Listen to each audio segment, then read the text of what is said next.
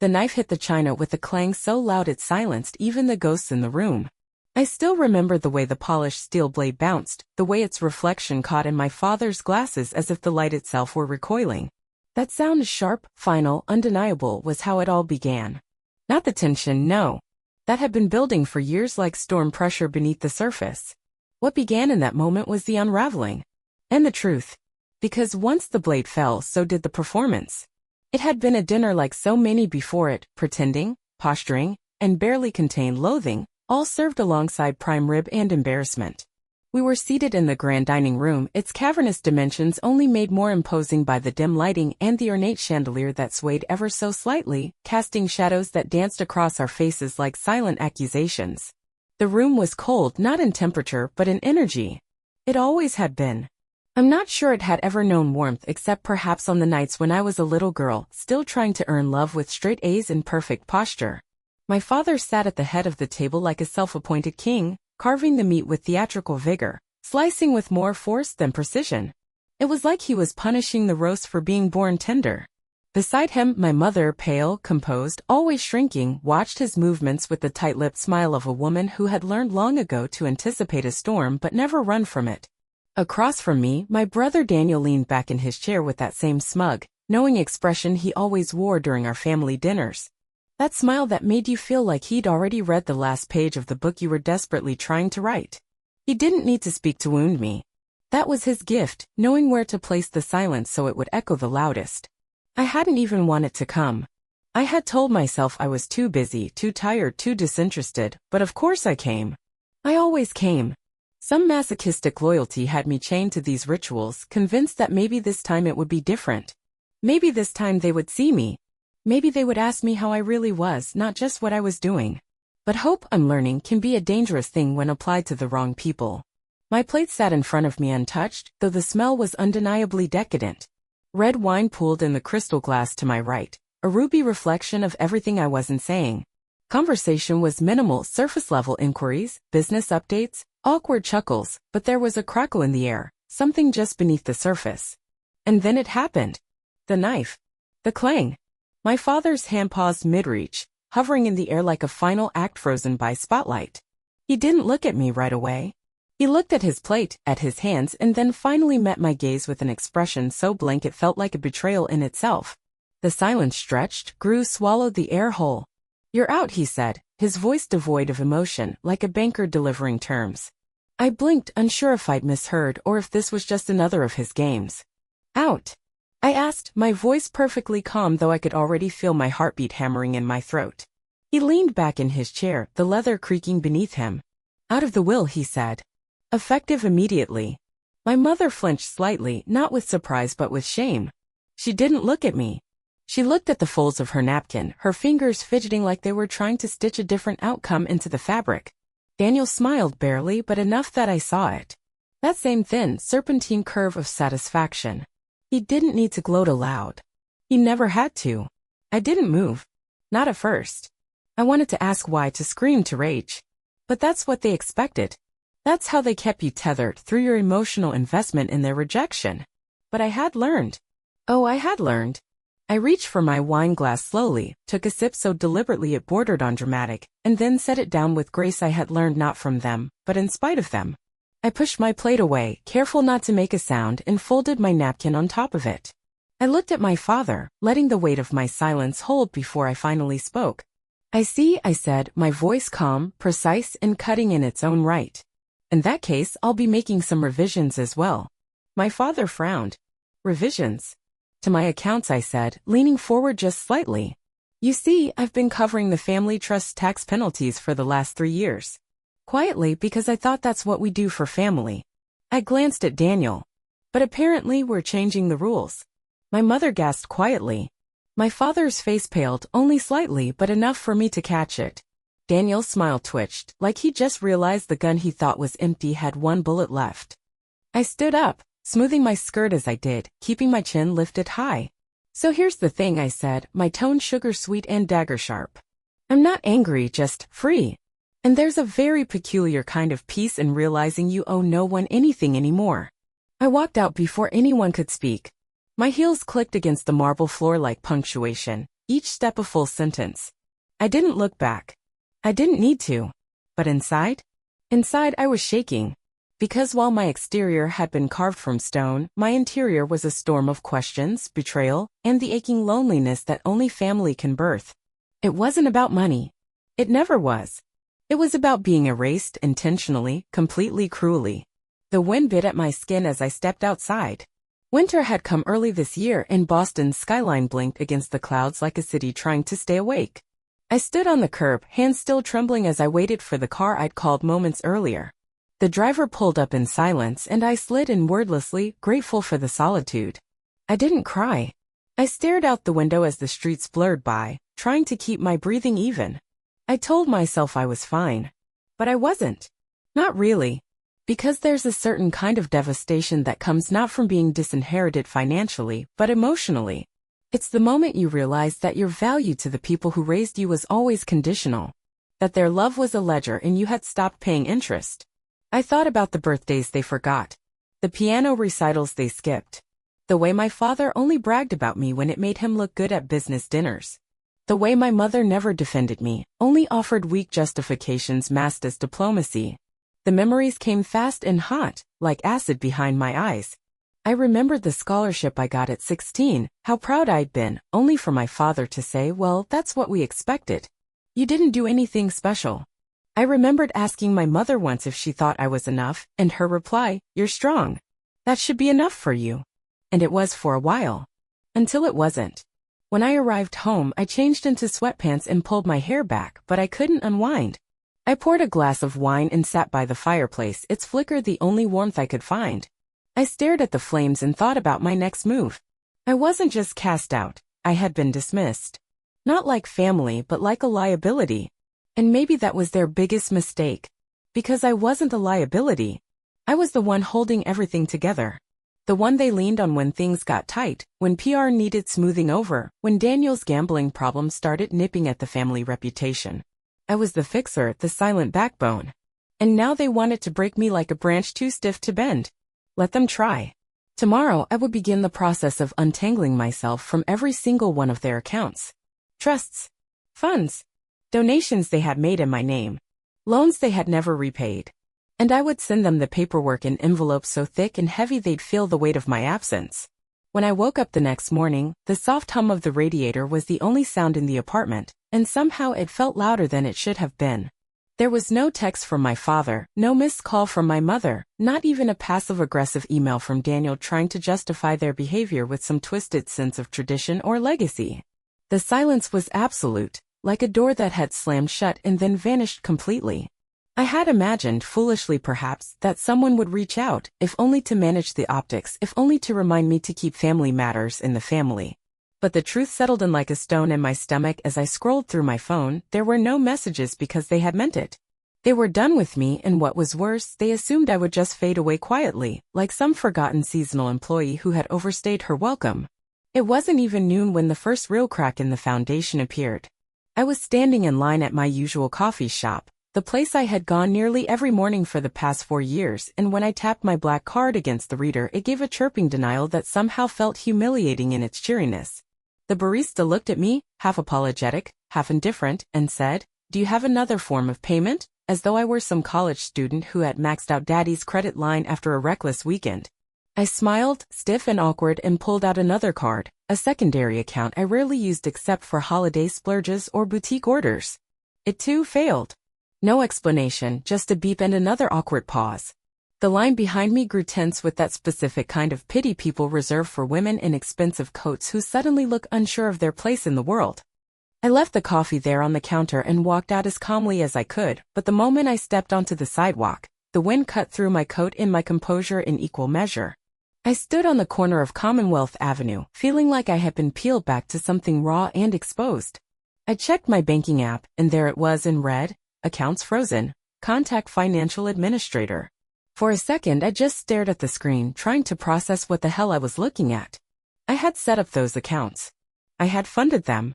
I had created the safety nets that my family had quietly siphoned from for years. And now somehow they had managed to lock me out.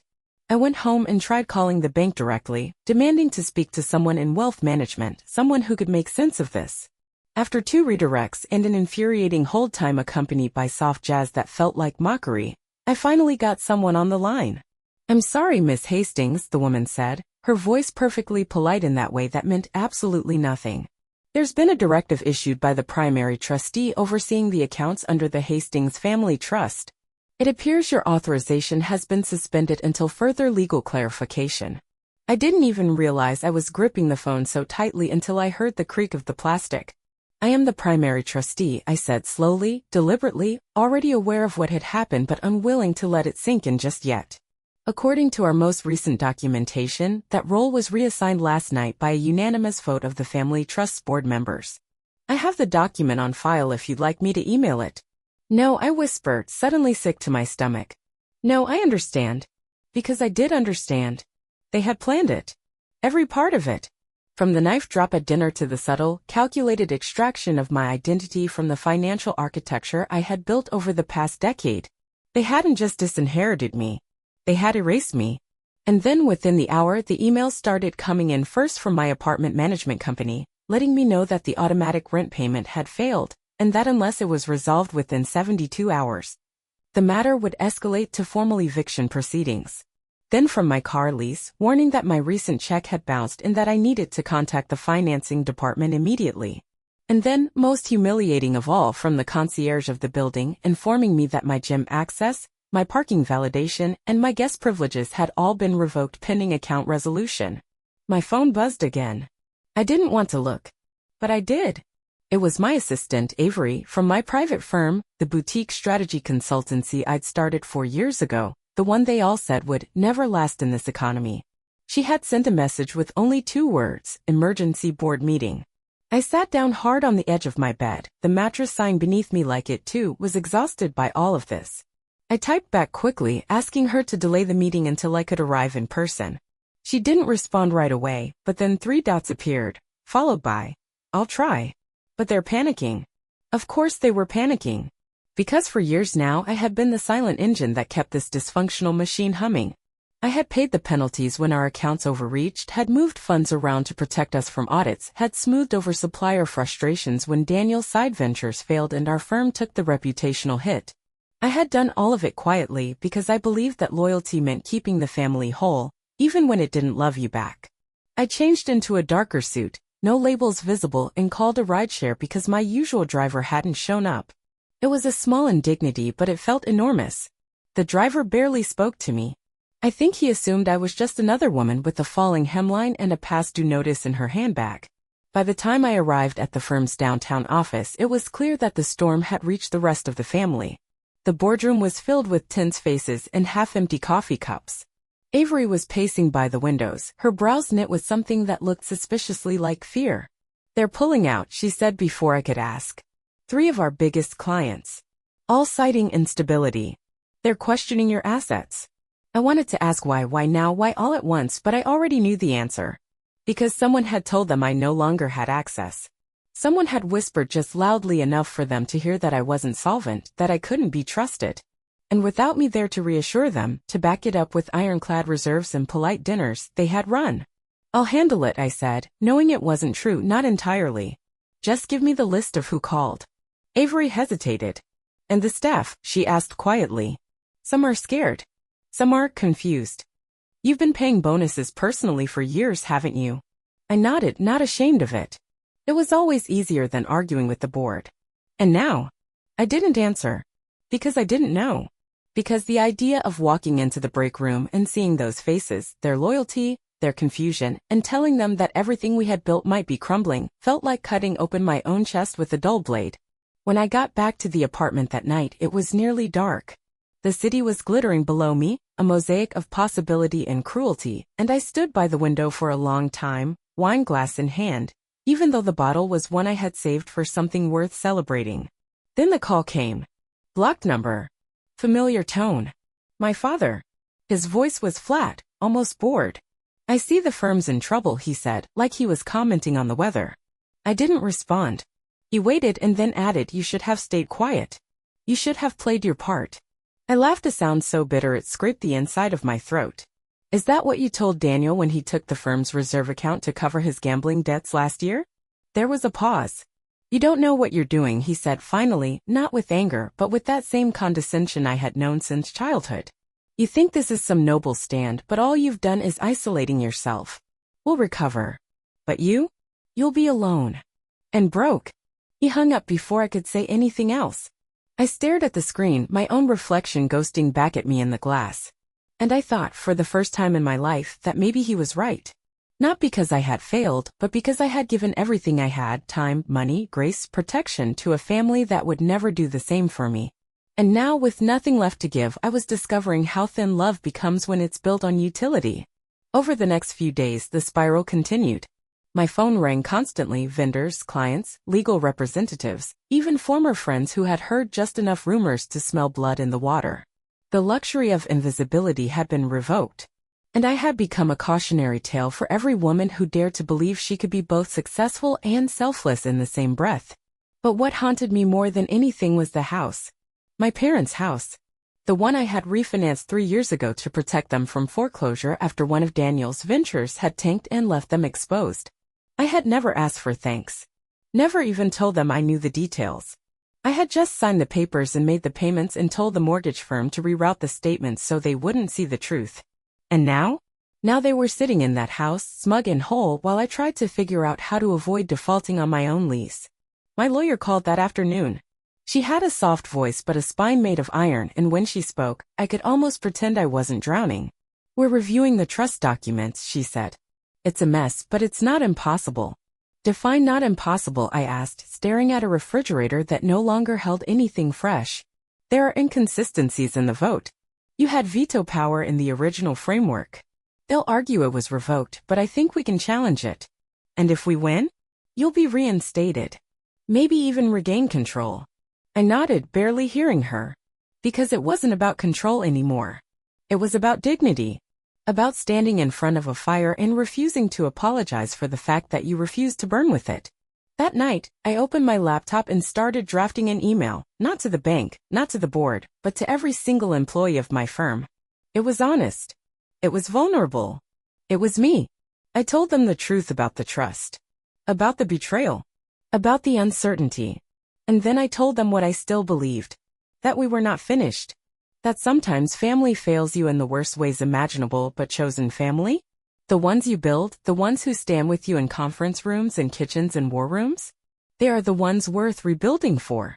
The letter wasn't addressed to me, which, in retrospect, makes perfect sense. My name wasn't supposed to be anywhere near it. It had been slipped into a manila envelope marked private and tucked carelessly into a drawer of the old writing desk that still sat in the back office of my apartment. The same desk my father had used whenever he visited on business trips and insisted on having a quiet place to think. I hadn't touched that desk in months, maybe years, not since we'd upgraded most of the furnishings and let the relics of our past lives gather dust. But something about that morning, cold, gray, sharp with silence, had pulled me toward it like a magnet draws to iron. I had been looking for an old flash drive, something I thought might hold early drafts of our firm's original charter, when my fingers brushed the envelope buried under layers of faded stationery and forgotten correspondence. The texture was oddly familiar, thick parchment, the kind my father used exclusively, as if the weight of the paper could somehow validate the seriousness of his thoughts. Curiosity wasn't what made me open it. Instinct was. Inside, I found a single-page letter, dated nearly 8 months ago in my father's neat, slanted handwriting. It wasn't a letter to me, or at least not directly. It was addressed to a legal firm in Connecticut, one I didn't recognize but could guess, from the formality, was tied to family affairs. And as I read the words, my stomach turned in slow, sickening knots. I authorized the exclusion of Caroline Hastings from the inheritance clause due to her financial independence and professional obligations, which would be compromised by the debt liabilities currently attached to the estate. That sentence alone stopped me. I read it again. Then again.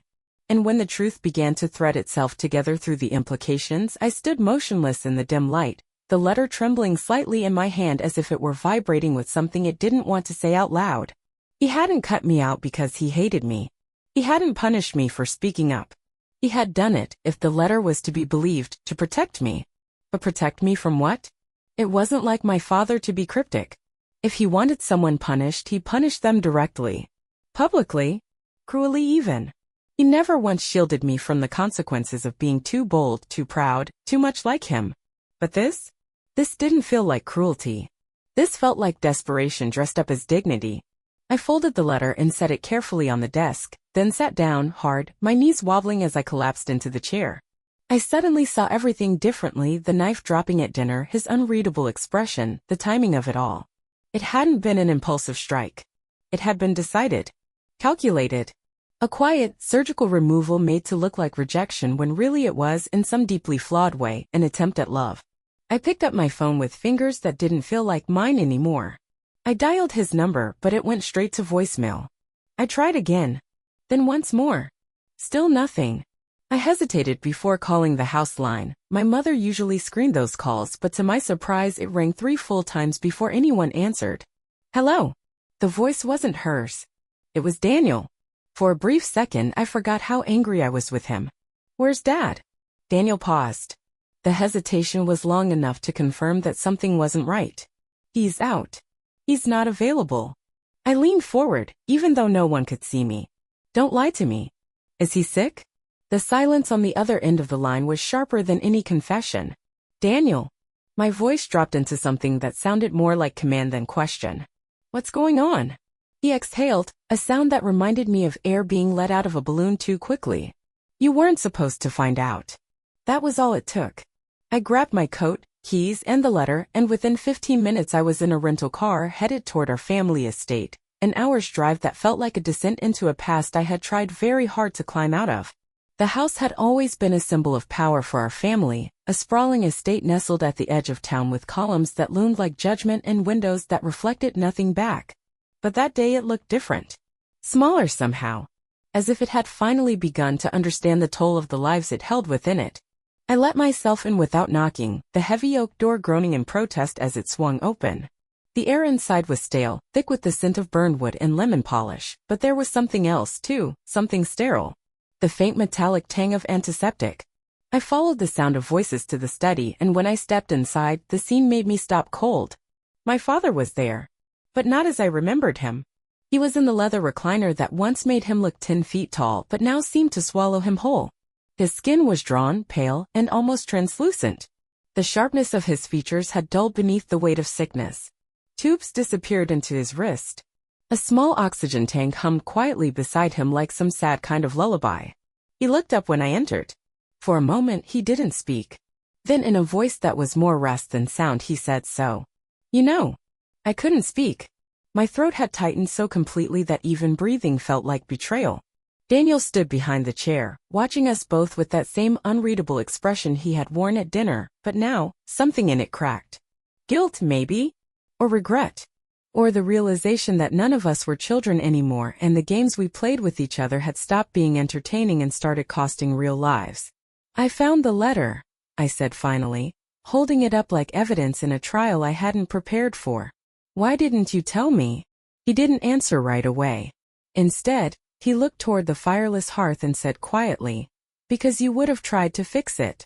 I knelt beside his chair, suddenly aware of how gaunt his face had become, how fragile his hands looked against the plaid blanket covering his lap. Of course I would have tried to fix it, I said, voice breaking on the edges of every word. That's what I do. That's what I've always done.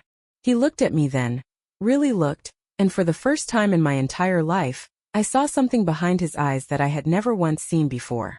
Fear. Not the fear of death. The fear of being exposed. I didn't want you to inherit the debt, he said, voice cracking like thin ice under too much weight. The hospital bills, the bad investments. You don't even know how deep it goes. Then why not tell me? I asked, tears stinging the corners of my eyes. Why make it look like you were casting me out? Because pride is a cruel thing, he said softly, closing his eyes. And because I didn't want my daughter remembering me as a man who failed. It hit me then with the force of a lifetime of misplaced emotions, that this man, who had taught me how to win arguments but never how to apologize, had been raised in a world where vulnerability was weakness and silence was strategy. And he had tried to protect me the only way he knew how, by removing me from the wreckage, even if it broke my heart. Later, when my mother came in with tea she didn't expect us to drink, she paused in the doorway, her eyes moving between us with something that looked a lot like grief. "I told him you'd find out eventually," she said, setting the tray down without ceremony. "But you know your father. He thinks distance equals dignity." I sat there in silence, unsure whether I wanted to scream or sob. The inheritance, the accounts, the firm, none of it mattered anymore. Because the man I had spent my life trying to impress, the man who had taught me how to hold my spine straight through storms, was dying. And he had tried to shield me from the fallout by casting me out like a stranger. Only now did I realize it had never been about cutting me off. It had been about setting me free. But love delivered as exile still hurts like abandonment. And forgiveness doesn't come pre-wrapped with revelation. That night, after everyone else had gone to bed, I sat with him by the fireplace, neither of us speaking for a long time. He was drifting in and out, the medication dulling the sharper edges of his pain, and I found myself staring at the flicker of his pulse in his neck, wondering how many more nights like this we would get. He opened his eyes and looked at me, voice rough and barely audible. "Don't let them bury you with me." I didn't understand. He repeated it, clearer this time. "Don't let the guilt, the legacy, the money, don't let it swallow you the way it did me." I reached for his hand, shocked at how light it felt in mine. "Then help me fix it," I whispered. "While you still can." His eyes closed again, but this time I felt his fingers curl around mine. It was the closest we had ever come to peace. There's something indescribably heavy about knowing the exact weight of the silence between yourself and someone you've both loved and resented for most of your life. That kind of silence doesn't just fill the room. It settles into the walls, into the air, into your bones until you feel like you're carrying the house itself on your back every time you try to move forward. I spent the night in the guest room across the hall from my father's, the same room that had once belonged to my grandmother before she passed, the same one where I had slept as a teenager when we visited on weekends and holidays, the same room that had always smelled faintly of lavender and old wood polish and time. I couldn't sleep. Not because I wasn't tired, but because I didn't know what to do with the storm of emotion moving through me. Somewhere between 3 and 4 in the morning, I sat cross-legged in the center of the twin bed, wrapped in an oversized sweater I'd left in the closet a decade earlier and somehow still fit. My laptop was open in front of me, a blank document blinking at the top of the screen like it was daring me to tell the truth for once. Not the curate truth I'd learned to offer in board meetings or press interviews or investor updates, but the raw, unflinching truth of what it meant to love someone who had broken you without ever intending to. What it meant to be a daughter in a family that had often mistaken distance for discipline and silence for strength. I come home thinking I might rage. I'd come home thinking maybe I would finally get the satisfaction of standing over the man who had made me feel small for so many years and saying, "Now you know what it feels like to be helpless." But watching him struggle to breathe through a tank, seeing how his frame had shrunk beneath that wool blanket, and how his voice trembled like it was hanging on by thread, it didn't bring me power. It didn't bring me closure. It brought something infinitely more complicated. It brought compassion. And damn it, that felt like the most painful truth of all. By the time the sun crept through the trees, casting amber light across the snow-covered lawn, I had barely slept a minute. But I was done avoiding the conversation I should have started years ago. My father was already awake, propped up in bed with his reading glasses perched on the bridge of his nose and a legal pad open on his lap. He was reviewing numbers, of course, always reviewing numbers, as if the careful calculation of debt could somehow reverse the fact that his body was slipping further from him with every passing day. "I brought coffee," I said gently, holding out the mug he used to like, the one that said "You're not the boss of me" in faded black print across the front. It had been a joke gift I gave him for Father's Day the year after college, back when I still believed he saw me as someone more than just an heir to his expectations. He looked up, took the mug with a slow nod, and set the legal pad aside. "How much do you know?" he asked, cutting straight to the point. I sat on the armchair across from the bed, curling my feet under me and resting the mug against my knees. Enough to know the firm is leveraged beyond what anyone has disclosed publicly. Enough to know that if the investors call in their returns, there won't be anything left but lawsuits and a broken family name. He nodded, not even trying to deny it. "And I know about the hospital bills," I added softly. "I know you've been paying out of pocket, avoiding insurance because you didn't want the diagnosis made public." He exhaled a breath that felt like surrender. "I didn't want to drag the family name through sympathy. I didn't want you to inherit the mess." I thought he paused, searching for the word. I thought I could absorb it all before anyone noticed. You thought disappearing from my life would protect me from drowning in the same flood that's swallowing you, I said, meeting his gaze. But you didn't just erase the debt from my shoulders, Dad. You erased yourself from my heart. There was a long silence. Then, almost too quietly, he said, I deserve that. The acknowledgement caught me off guard. My father, the same man who had once stormed out of a room because I corrected him on a budget figure during a board meeting, was now admitting fault without argument, without excuse, without defense. For a moment, I didn't even know how to respond. So I told the truth. Not the whole truth. Not yet. But enough. I've hated you for a long time, I said slowly, my voice trembling despite my best efforts to keep it steady. Not because you were strict. Not because you were controlling. But because even when I succeeded, it felt like I was still failing you. No matter how many accounts I secured or partnerships I built or hours I worked to protect the family name, it never felt like enough. His eyes closed for a moment, and when he opened them again, they were glistening, not with tears exactly, but with something close to it. Because I raised you to be perfect, he whispered.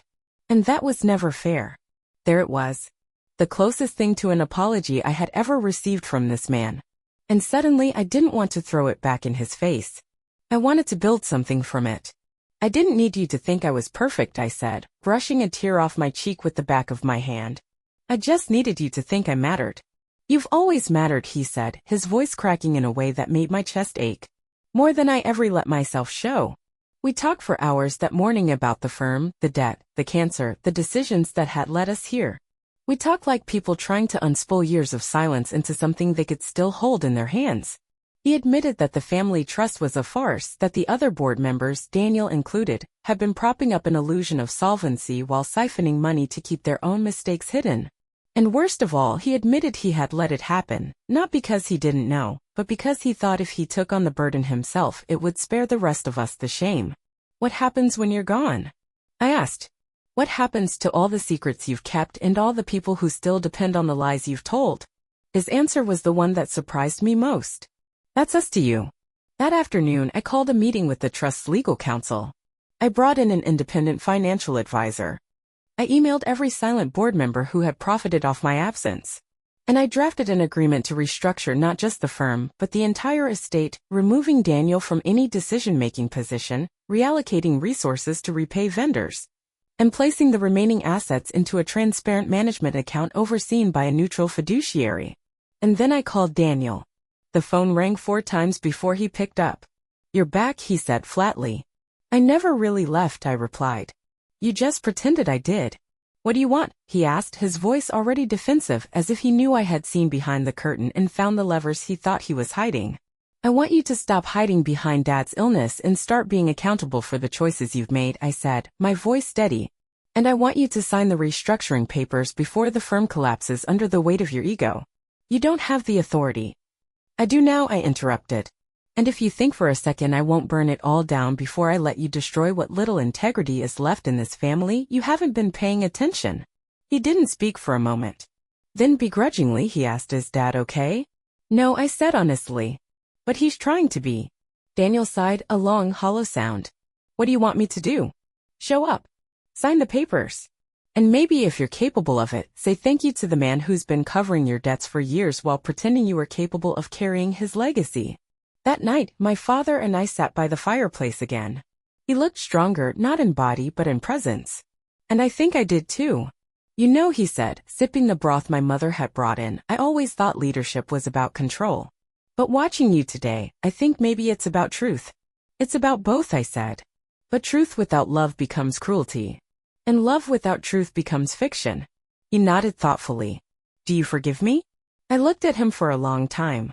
And then I said, I'm learning to. And in that moment, I realized for the first time in my adult life, that maybe I wasn't carrying the weight of this family alone anymore. The strangest part about losing everything is how quickly your definition of enough begins to change. At first, it feels like a freefall, this violent detachment from the life you've spent years creating like a museum, carefully arranged, aesthetically perfect, and entirely designed for the viewing of others. But after the crash, after the air clears and the echoing silence finally stops humming in your ears, something entirely unexpected happens. You begin to breathe again, slowly and without pretense. That breath, unfiltered, unweighted, and undersigned, was the very first thing I noticed the morning I woke up in what was once our family summer cabin, a modest two-bedroom structure nestled in the wooded edge of Vermont, surrounded by pine and snow. And far enough from the city that the silence wasn't empty, it was peaceful. No morning meetings. No luxury vehicles idling in the driveway.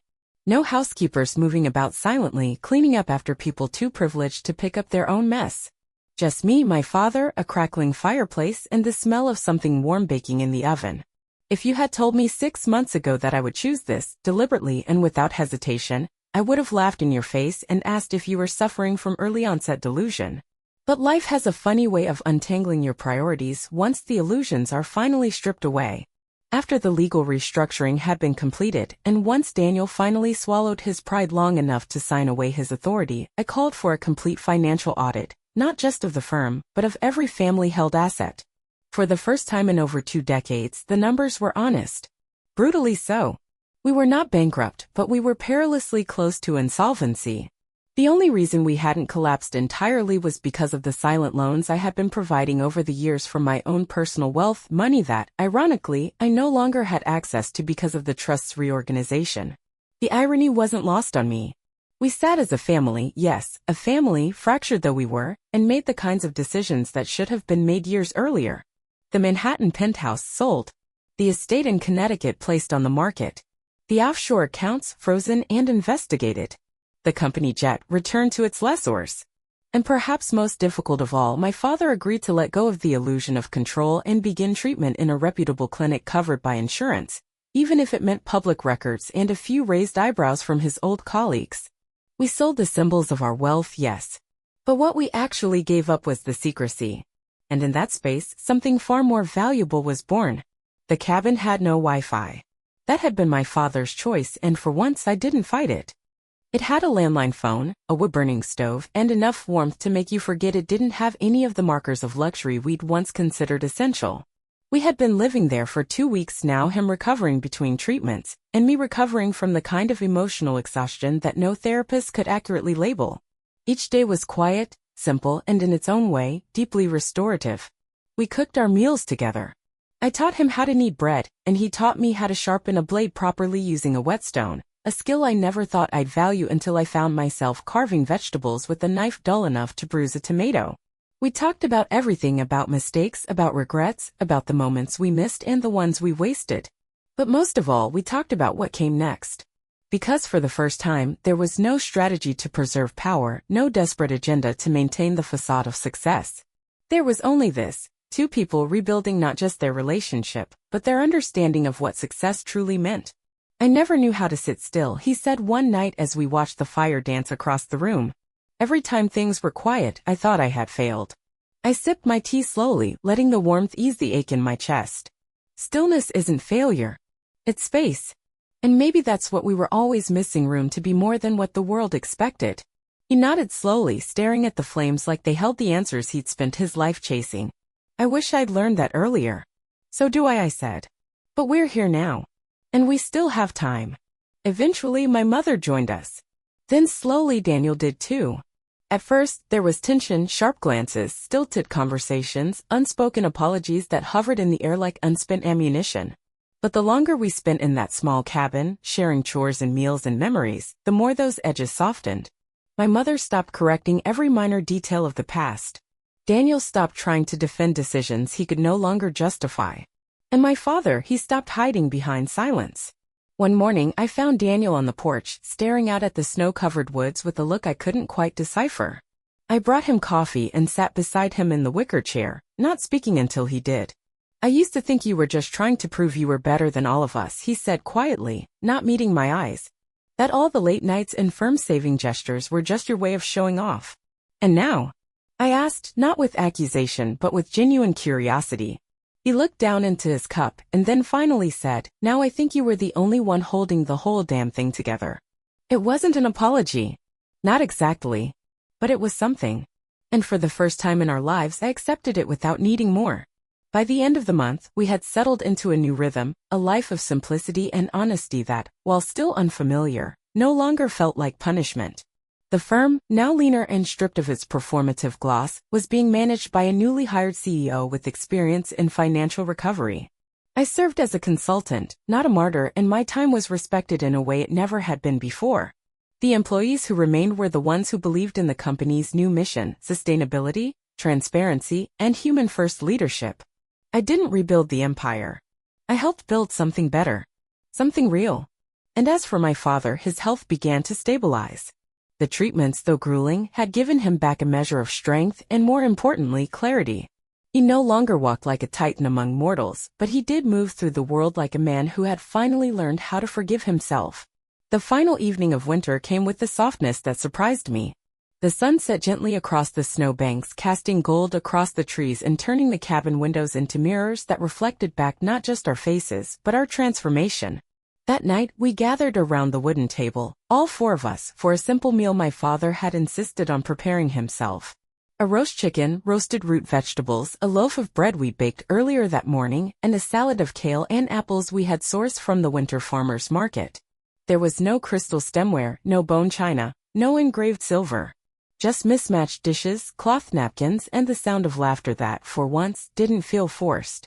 As we sat down, my father reached for the carving knife, the same one we had found in the old kitchen drawer, the handle worn from use but still strong, still solid. He held it for a moment, and then looked at me across the table with the kind of smile I'd never seen from him before. "Do you want to do the honors?" he asked. I blinked, caught off guard by the gesture. It was small, almost symbolic, but it meant something more than he probably even realized. So I stood, took the knife, and began to carve the roast slowly, deliberately, not as a duty, not as an obligation, but as a choice. Each slice was clean, precise, and filled with the quiet kind of grace that comes when forgiveness becomes an action, not just a word. As I passed the first plate to him, our eyes met again, and this time, the silence between us was full, not with tension, not with shame, but with something new. Love. Real, raw, and unhidden. Later that night, after the dishes were cleared and the fire burned low, my father sat beside me in the living room, his hand wrapped around a mug of tea that had gone lukewarm but untouched. "I never knew how much I needed this," he said softly. "Not the cabin. Not the quiet. Just this feeling of being known. And accepted anyway." I leaned my head against his shoulder, a gesture we'd never really shared before, and let the quiet speak for me. Because he was right. This shared understanding, this fragile but fierce new beginning, was something I didn't know I needed either.